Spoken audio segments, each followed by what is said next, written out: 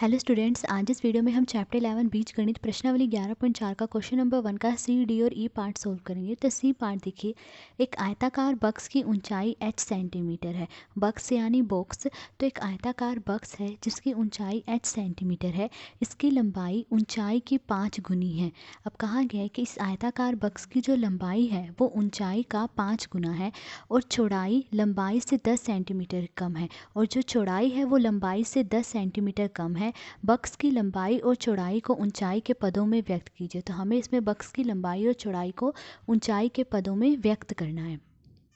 तो देखिए, आयताकार बक्स की ऊंचाई बराबर h सेंटीमीटर दी गई है, इसीलिए आयताकार बक्स की लंबाई, तो अब आयताकार बक्स की लंबाई क्या होगी? देखिए, क्वेश्चन में दिया गया है कि जो लंबाई है वो ऊंचाई का 5 गुना है। अब ऊंचाई क्या है? h सेंटीमीटर, तो h का 5 गुना यानी h को 5 से गुणा करेंगे तो 5 गुणा h, 5 को h से गुणा करा कितना है? 5h centimetre. तो आयताकार बक्स की लंबाई क्या आई? 5h centimetre. अब आयताकार बक्स की चौड़ाई, अब आयताकार बक्स की चौड़ाई क्या होगी? देखिए, क्वेश्चन में दिया गया है कि जो चौड़ाई है वो लंबाई से 10 सेंटीमीटर कम है। कम है तो यानी माइनस कर देंगे। तो देखिए, लंबाई क्या है? 5h, ठीक है। तो जो चौड़ाई है वो लंबाई से 10 सेंटीमीटर कम है, यानी लंबाई में से हम 10 माइनस कर देंगे। लंबाई क्या है? 5h, तो 5h में से 10 माइनस करेंगे, क्या आएगा? 5h minus 10 centimetre. तो आयताकार बक्स की चौड़ाई क्या आई? 5h minus 10 centimetre. अब डी पार्ट देखिए, मीना, बीना और लीना पहाड़ी की चोटी पर पहुंचने के लिए सीढ़ियां चढ़ रही हैं। मीना, बीना और लीना ये तीनों जो हैं पहाड़ी की चोटी पर पहुंचने के लिए सीढ़ियां चढ़ रही हैं। मीना सीढ़ी S पर है, जो मीना है वो सीढ़ी S पर है। बीना मीना से 8 सीढ़ियां आगे है, जो बीना है वो मीना से 8 सीढ़ियां आगे है। और लीना मीना से 7 सीढ़ियां पीछे है, और जो लीना है वो मीना से 7 सीढ़ियां पीछे है। बीना और लीना कहाँ पर हैं? पूछा गया है कि बीना और लीना किस सीढ़ी पर हैं। तो सबसे पहले इसी क्वेश्चन का आंसर देंगे कि बीना और लीना किस सीढ़ी पर हैं। तो देखिए, हमें बताना है कि बीना और लीना किस सीढ़ी पर हैं। तो देखिए, दिया गया है मीना जिस सीढ़ी पर है बराबर S। मीना किस सीढ़ी पर है? S सीढ़ी पर। इसीलिए बीना जिस सीढ़ी पर है, तो बीना किस सीढ़ी पर है? देखिए, क्वेश्चन में दिया गया है कि बीना मीना से 8 सीढ़ी आगे है। देखिए, 8 सीढ़ी आगे है, आगे है तो प्लस करेंगे, अगर पीछे होता तो माइनस करेंगे। तो ठीक है, बीना मीना से 8 सीढ़ी आगे है, यानी मीना जिस सीढ़ी पर है उसमें अगर हम +8 कर दें तो बीना जिस सीढ़ी पर है हमें ये पता चल जाएगा। तो देखिए, मीना किस सीढ़ी पर है? S, तो S में प्लस करेंगे 8, तो S + 8। तो बीना जिस सीढ़ी पर है बराबर S + 8। अब लीना जिस सीढ़ी पर है, अब देखिए लीना किस सीढ़ी पर है? दिया गया है कि लीना मीना से 7 सीढ़ी पीछे है। अब पीछे है तो यानी माइनस करेंगे। तो देखिए, लीना मीना से 7 सीढ़ी पीछे है, तो यानी मीना जिस सीढ़ी पर है उसमें से अगर हम 7 माइनस कर दें तो पता चल जाएगा कि लीना किस सीढ़ी पर है। तो देखिए, मीना किस सीढ़ी पर है? S, तो S में से 7 माइनस कर देंगे, S - 7। तो लीना जिस सीढ़ी पर है बराबर S - 7। अब देखिए, यहाँ पर ये जो S है ये चर है। S कुछ भी हो सकता है, 10, 20, 30, 40 कुछ भी हो सकता है।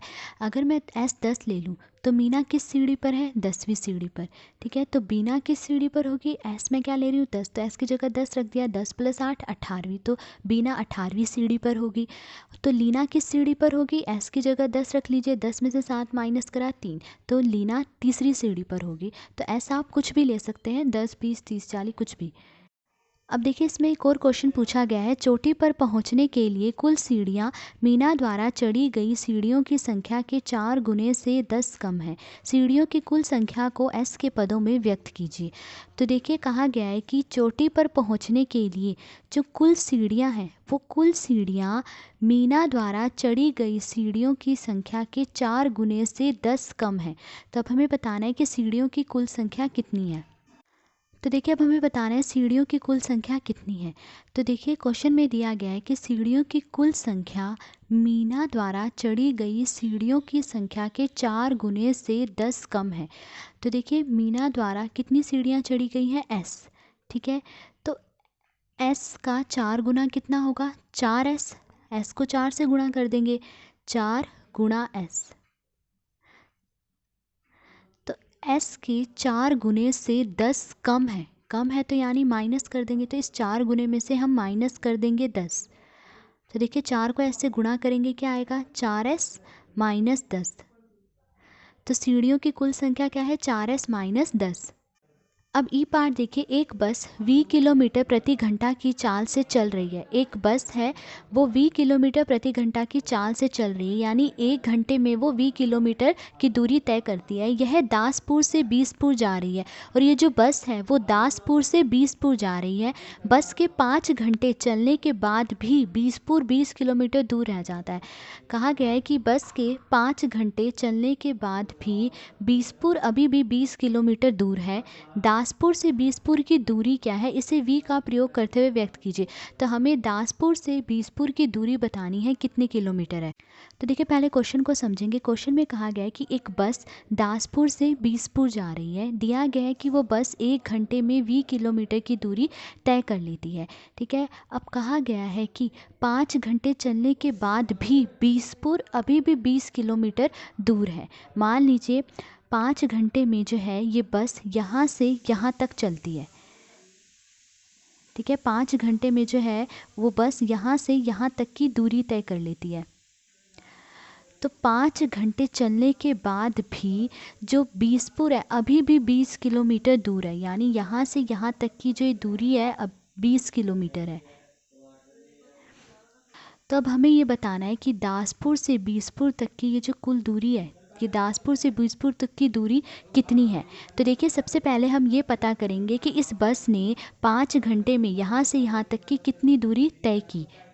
तो देखिए बस द्वारा 1 घंटे में तय की गई दूरी बराबर 20 किलोमीटर।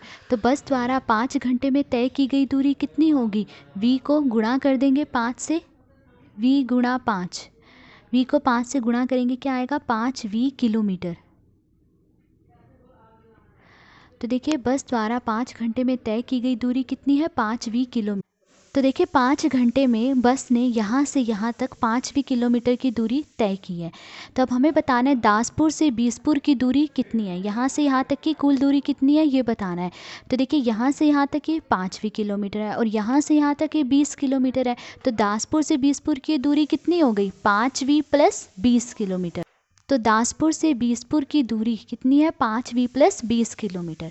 तो आज इस वीडियो में हमने क्वेश्चन नंबर 1 सोल्व करा। अगर आपको वीडियो पसंद आई हो तो please like share and subscribe. Thank you.